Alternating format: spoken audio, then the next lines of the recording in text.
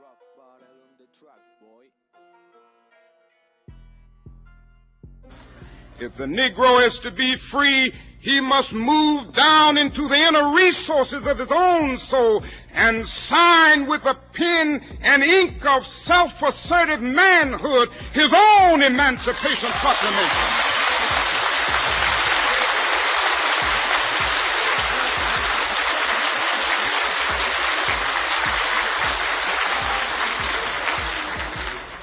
Don't let anybody take your manhood. Be proud of our heritage. As somebody said earlier tonight, we don't have anything to be ashamed of. Somebody told a lie one day. They couched it in language. They made everything black, ugly, and evil. Look in your dictionary and see the synonyms of the word black. There's always something degrading and low and sinister. Look at the word white. It's always something pure, high, and clean.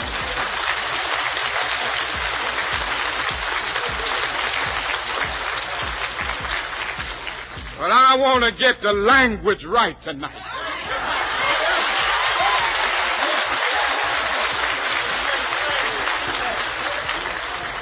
I want to get the language so right that everybody here will cry out, yes, I'm black, I'm proud of it, I'm black and beautiful.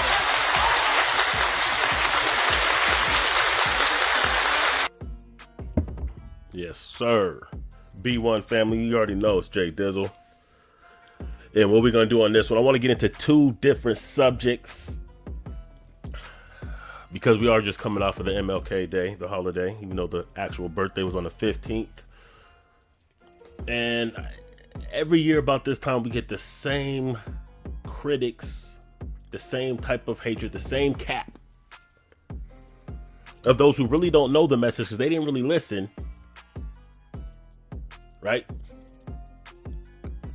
They watched a little clip of the I Have a Dream speech in elementary and junior high. Then they got woke later. And they acted like they knew everything about MLK, and now that they have the moral right or high grounds to disrespect a legacy of someone who sacrificed their life.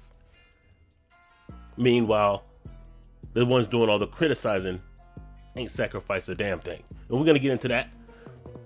We're going to get into reparations.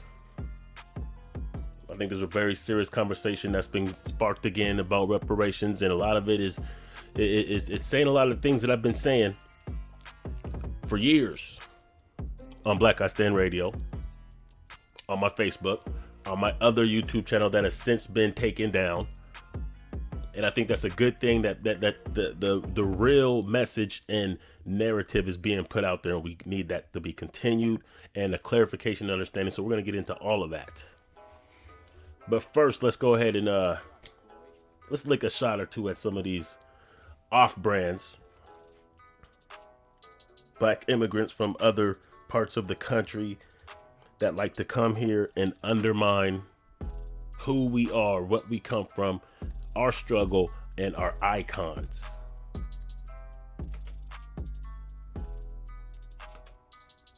All right. Oops. So, in the latest of the attack of the FBA community from off-brands. I call them off-brands. Off-brands. They ain't us. You know what I'm saying? They're like discount off-brands. That's what they are. They off-brands. So here's Michael Blackson, a comedian who I don't really find particularly funny. He's alright. But here we go. And this is important because the sentiment that they're, you know, when you have these non-FBAs or off-brands that will disrespect our culture redundantly, repetitively. I'm not saying that we gave them an excuse to do that when we're off code. What I'm saying is some of us don't understand being on code enough to just understand we just don't do that. And we don't allow others to do that. And it's really not a very hard thing to understand. It's the same thing as saying, even if you're mad at your parents, you don't let an outsider come in and disrespect them. Even if it's family, you won't even let your cousin come to your home and disrespect your family. Right? That's the easiest way to put it. We just don't allow that. The same way others don't allow people to attack the icons that are responsible for any progression or who has sacrificed, whether you agree with how they did it, their methodology or not. You still don't allow that. So here's Michael Blackson. This is a tweet. I don't mean to start any shit, but I heard, so he knew that this was going to start something. So maybe this was just like an attempt to him to try to be funny. I know comedians, they like to try to make fun of anything that's risque because that's like, you know what I'm saying, pushing it to the limits in their mind. But a good comedian knows how to stay away. And if it's not funny, it ain't funny. But they know how to stay away from certain things that just are tasteless to attack, especially when they wouldn't do that to their own. But anyway, so it says, I don't mean to start any sheet, but I heard that MLK, Martin Luther King, had a white side chick. Is it true? I'm just a beach nigga from a little dusty village, so let me know. You know. Then Cat Williams, of course. Shout out to Cat Williams, stand-up dude. Called him a coon. And then we have Rihanna. Now, this isn't the first time Rihanna has attacked one of ours. Same with Nicki Minaj. But, you know, tasteless. It's things that they wouldn't do to their own. And here's the irony of it. And I've said this before plenty of times. And this is like, listen, don't take this as I have a problem with brothers and sisters that come from the continent or the Caribbean to come here. I don't have a problem with them. But we do have to ask, what is the mentality of those who would leave their native country instead of fighting for it? Right? So the reason why people leave the Caribbean and different parts of Africa to come here, it's not because there's no resources there. The land is wealthy. It's just the resources are being misallocated,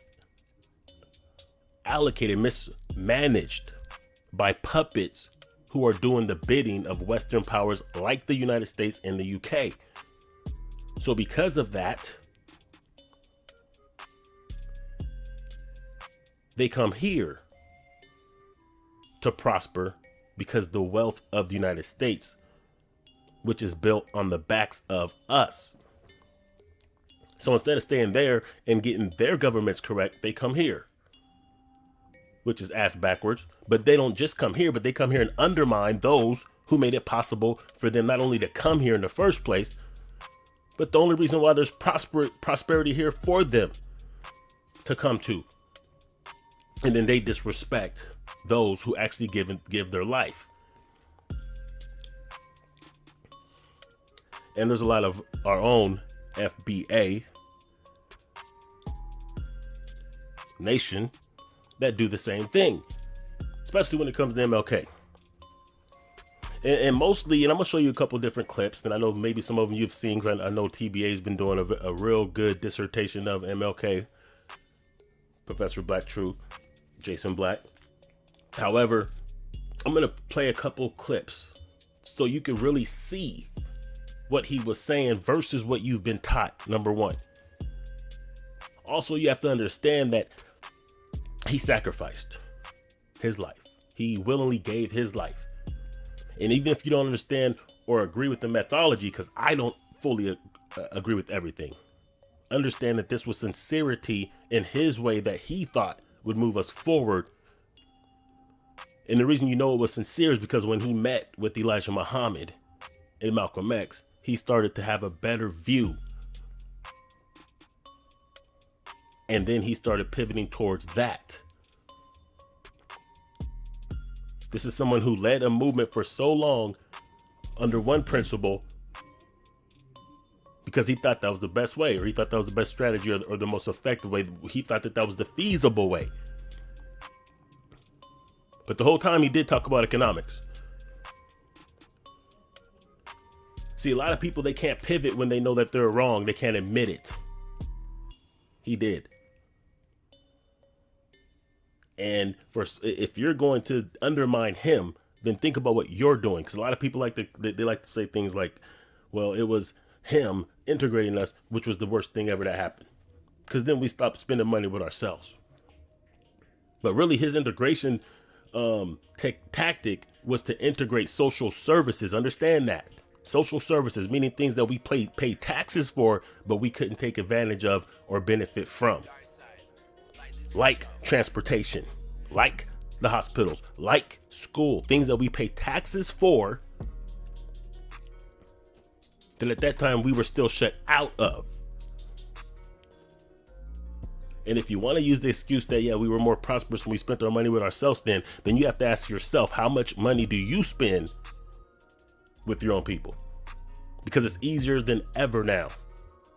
You can clickety-clack, www. whatever, for pretty much anything you need from our own people. What about the banks? We have black banks. You can do online now. You don't have to drive down there. It doesn't matter if it's in your neighborhood. You have access to do that.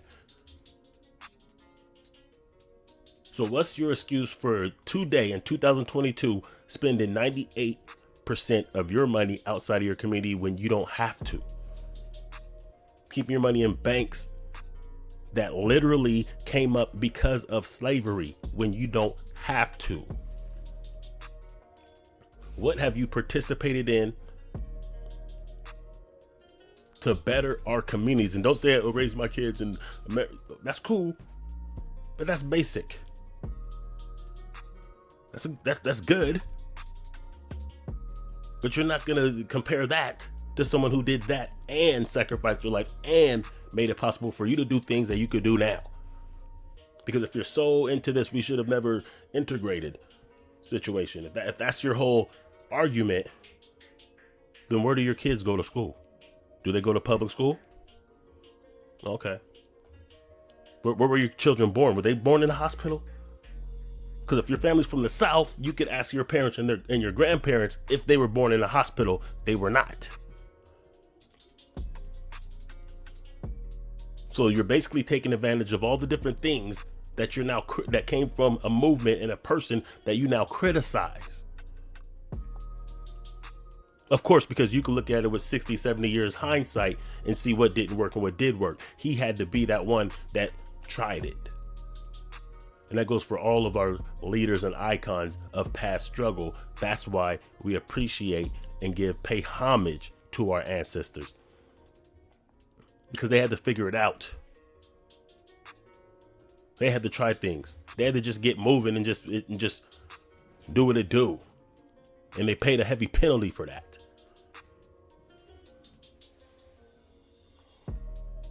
Let's get to some clips. Let's go ahead and turn these on. Oops. So let me just show you a couple things, because like you have to understand this. Like MLK, I believe in 60. It had to be 65 when he met MLK, or when he met Malcolm X, and also Elijah Muhammad. He stayed in Chicago for some time, and when he started knowing better, he started doing better. But understand that if the only thing you know about MLK is the fluff that they show you in the media or taught you in school, then you don't really know MLK. I used to have a few different videos of speeches MLK did from 67 to 68 on my other channel that's now defunct. And he was spitting some heat. So anyway, let's just go ahead and get a couple clips in. Take these pictures down. So this one I'm gonna play at first is him on true equality. Maybe I'll pause it here and there and we could dissect it a little bit. Let's go ahead. But we must see that the struggle today is much more difficult. It's more difficult today because we are struggling now for genuine equality. And it's much easier to integrate a lunch counter than it is to guarantee a livable income and a good, solid job. It's much easier to guarantee the right to vote than it is to guarantee the right to live in sanitary, decent housing conditions. It is much easier to integrate a public park than it is to make genuine, quality, integrated education a reality. And so today we are struggling for something which says we demand genuine equality. It's not merely a struggle against extremist behavior toward Negroes. And I'm convinced that So basically what he's saying here, or what I gather from this, is he obviously understands that the integration piece wasn't 100% the best or only strategy, and he was able to innovate or evolve and clearly understand that it wasn't true equality to integrate lunch tables. Nor do I think that that was ever the case of him thinking that or even implying that. Like I said, you have to understand the mentality and the situation of that time versus now. Because I'm sure you would not want to go to your favorite restaurant and not be served or have to get it from the back. I'm sure you wouldn't. So that was just like a humanity thing to integrate lunch counters. Just like say, hey, yo, how are you going to tell us that you can take our money, but we have to go to the back? Things like that. So him understanding that and understanding that systematic racism in the United States isn't just about a tobacco chewing, cowboy hat wearing, extremist white boy calling you nigga.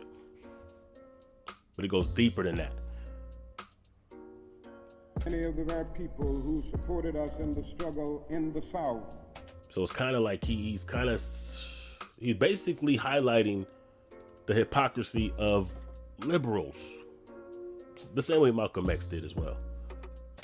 I'm not willing to go all the way now. I came to see this in a very difficult and painful way in Chicago over the last year where I've lived and worked.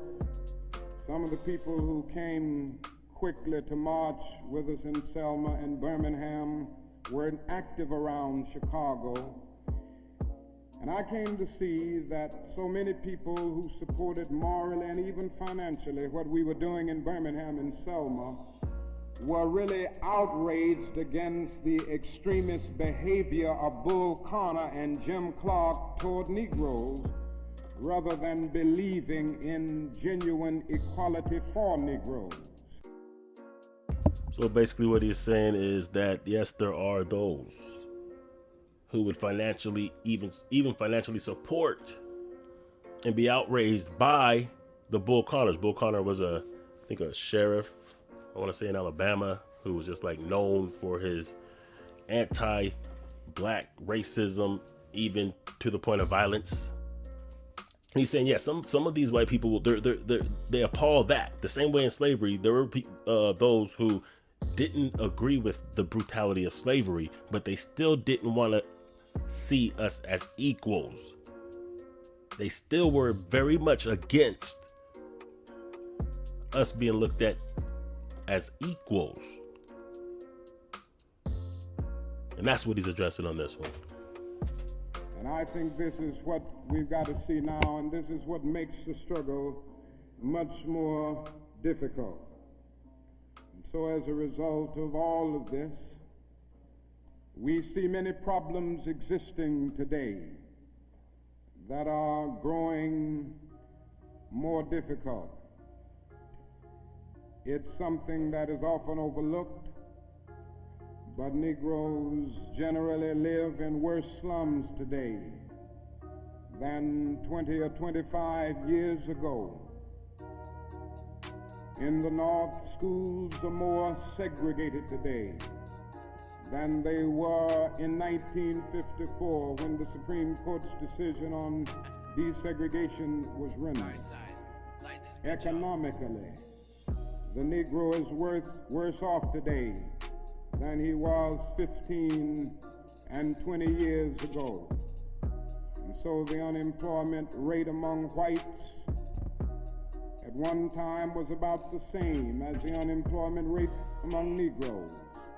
But today the unemployment rate among Negroes is twice that of whites. And the average income of the Negro is today 50% less than whites. Sad reality is that's the same today in 2022. If the white unemployment is 5%, the black unemployment is 10%. Actually, the wealth gap has even got wider since then. So I don't know how you think you could blame MLK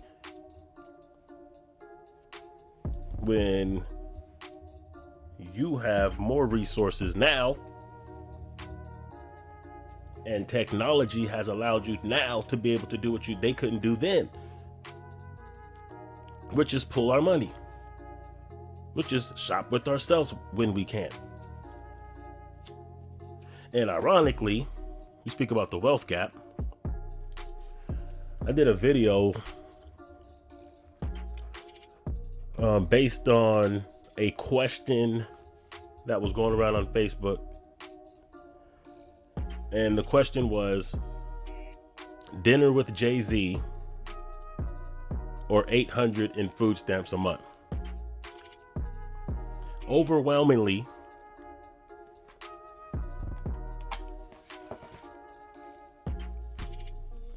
people who responded to that post decided that they would rather take 800 in food stamps over dinner with a billionaire who came from the same struggle, who could probably give you some jewels and or the resources to not need the damn food stamps.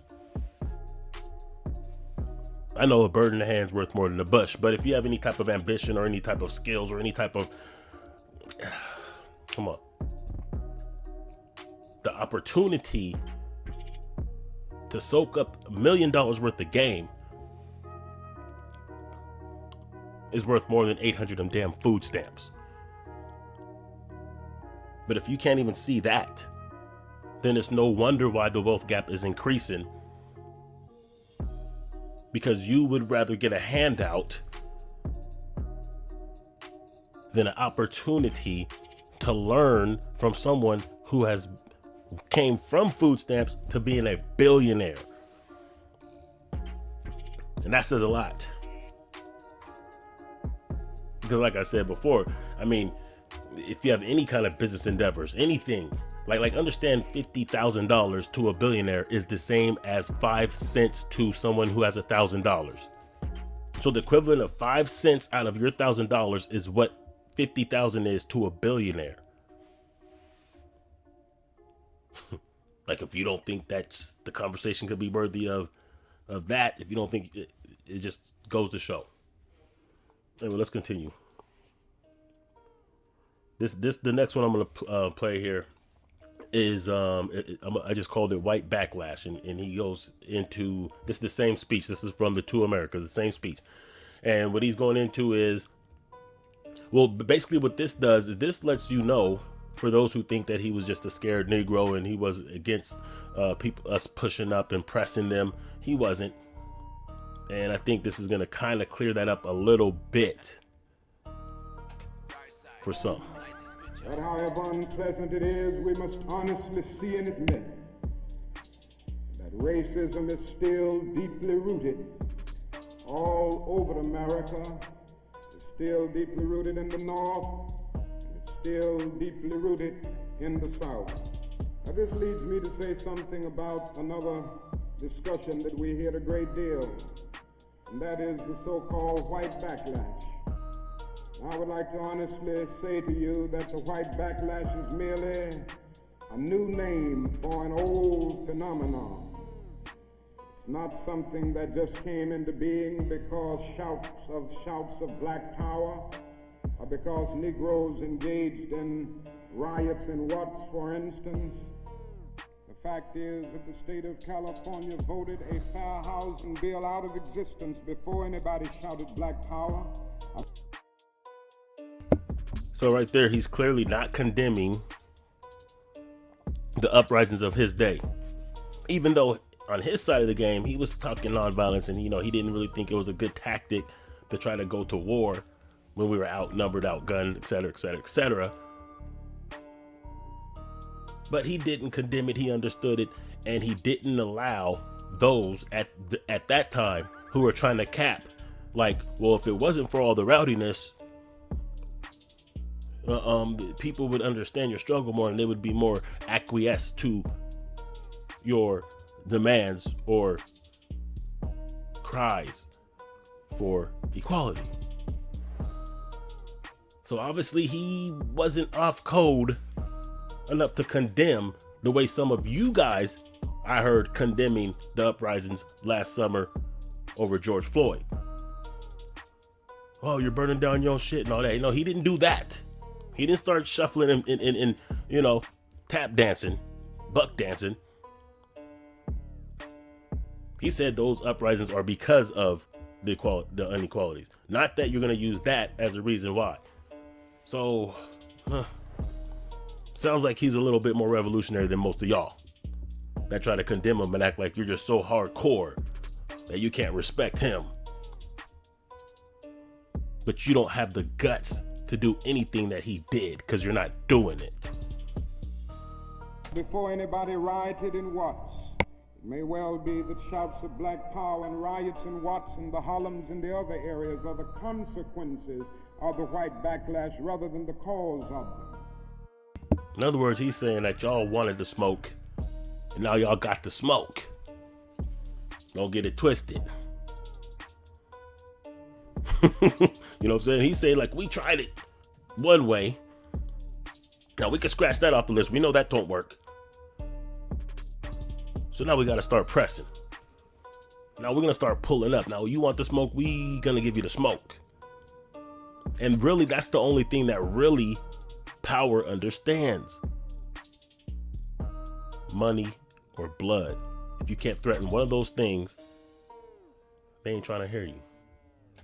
What it is necessary to see is that there has never been a single solid, monistic, determined commitment on the part of the vast majority of white Americans.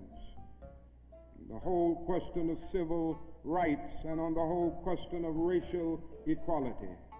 This is something that truth impels all men of goodwill to admit.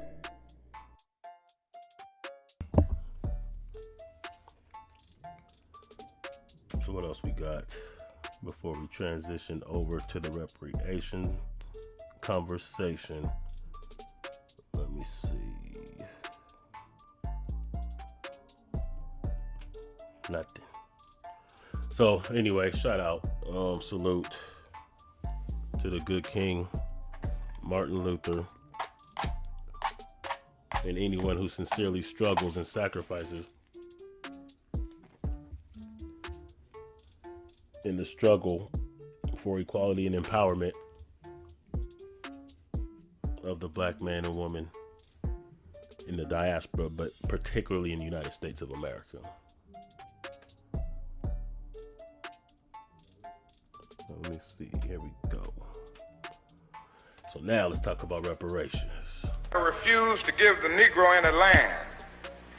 Through an act of Congress, our government was giving away millions of acres of land in the West and the Midwest, which meant that it was willing to undergird its white peasants from Europe with an economic floor. But not only did they give the land, they built land-grant colleges with government money to teach them how to farm. Not only that, they provided county agents to further their expertise in farming. Not only that, they provided low interest rates in order that they could mechanize their farms. Not only that, today, many of these people are receiving millions of dollars in federal subsidies not to farm, and they are the very people telling the black man that he ought to lift himself by his own bootstraps. And this is what we are faced with, and this is the reality. Now, when we come to Washington in this campaign, we are coming to get our check. Cut the check. That's what he said. Cut the check. That's what the man is saying. Cut the check. Now, what I want to do on this reparations piece is go over a few different things in a narrative that I think has been misrepresented for many years by many people. Not even necessarily on purpose. I think just from not really looking into this. And that narrative is that the government is supposed to cash a check for us, or they're supposed to supply the check. And I don't agree with that. I don't even think that that is the actual best plan of action, and for practical reasons. When we look at what happened in this institution called slavery, we see two different things going on. One facilitating, that would be the government, and benefiting their own way. We'll get to that in a minute. But for the most part, those who benefited were private companies. Well, a lot of these private companies were owned by the 2939 gang or the small hats. And you know, here's some of them, and this is a picture that I've been sharing for years and using for years to make this point. So actual companies benefited. Those ships that sailed abroad on the Atlantic Oceans were not government ships. Those were private ships. And the benefactors, monetarily for the most part, were private businesses and banks. Businesses like USA Today, Wachovia, JP Morgan, New York Life, Canadian Railroad, Barclays, Fleet Boston Financial, Lehman Brothers. Oh, I'm gonna have to hold up real quick. Lehman Brothers, a lot of insurance companies, because they would insure slaves. A lot of companies that now still manufacture clothing that came from the cotton industry. Other banks like Wells Fargo, Bank of America, JP Morgan Chase is already on there. So these are the people that really benefited. Hold up real quick.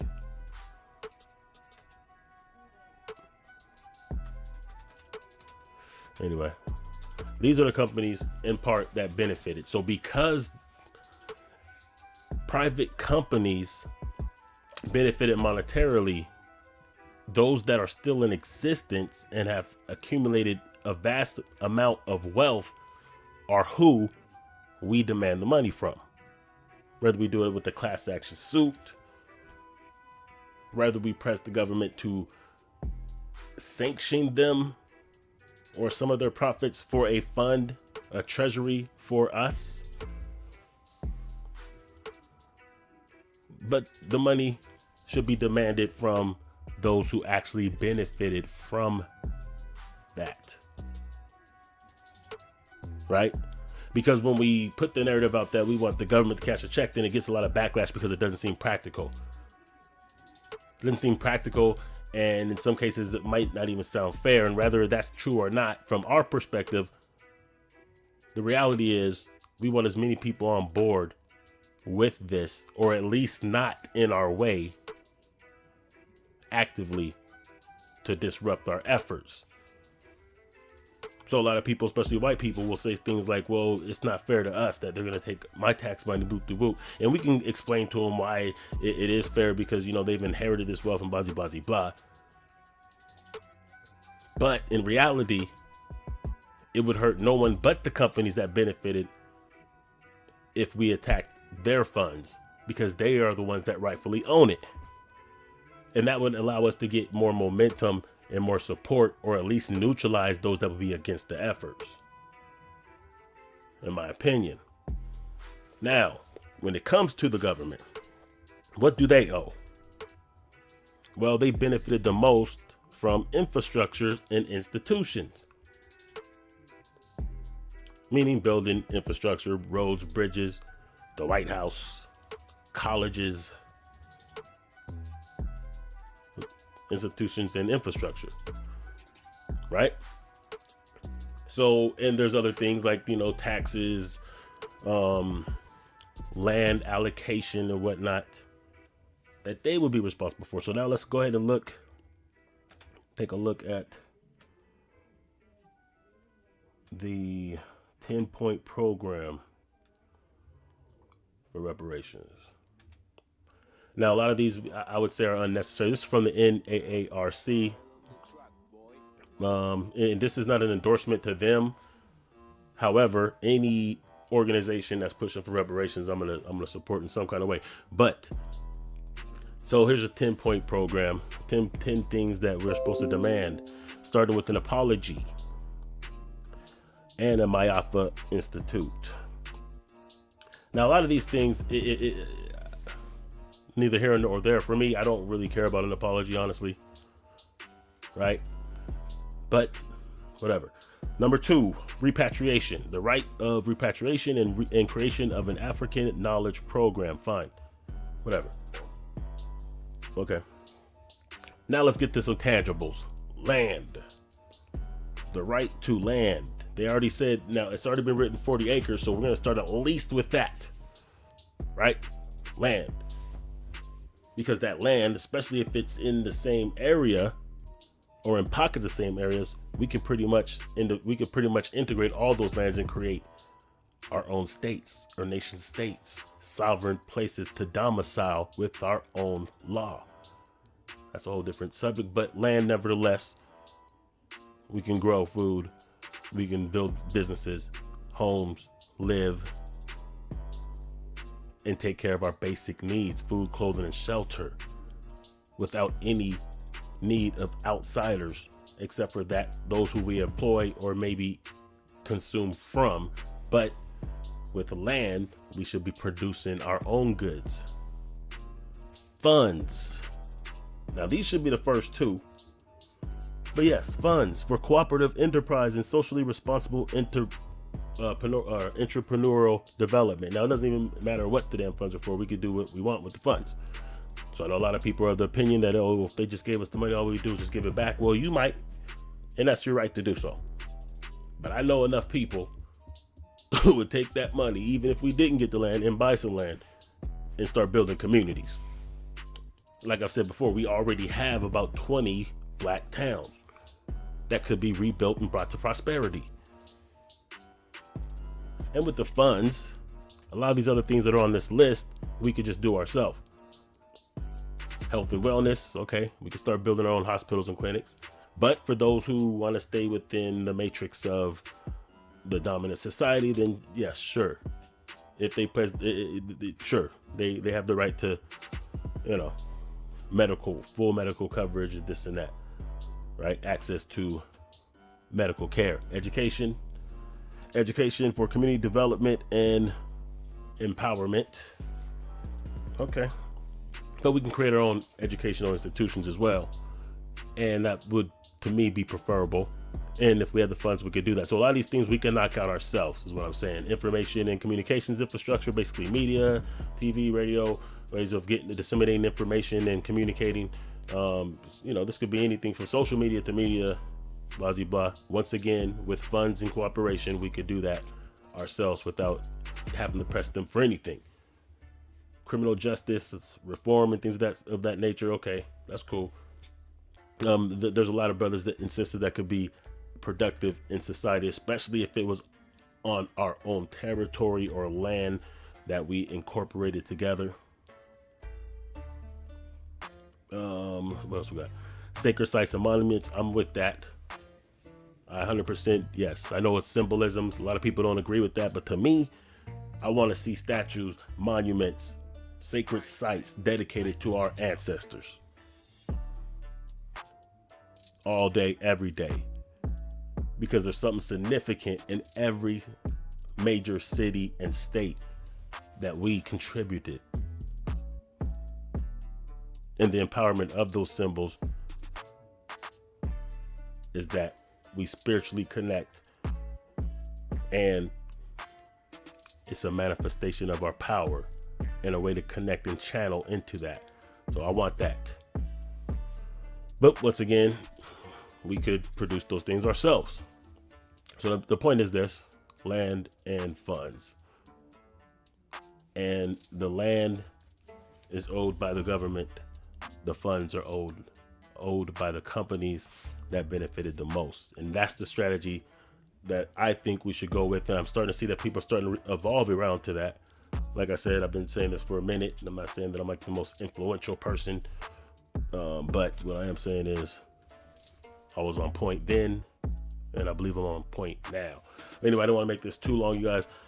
Once I get to about 500 subscribers on this channel, I think I'm going to relaunch Black Guy Stand Radio on Blog Talk. Until then, you can check out some of the different episodes from about 2015 to about 2019-ish. And you could decide if I'm on point or not. I think you will. So make sure you subscribe if you haven't already. Give a comment. That helps the algorithms. Let me know your thoughts on this. Give it a like, all that good stuff. Be one. Salute to the true. Gang.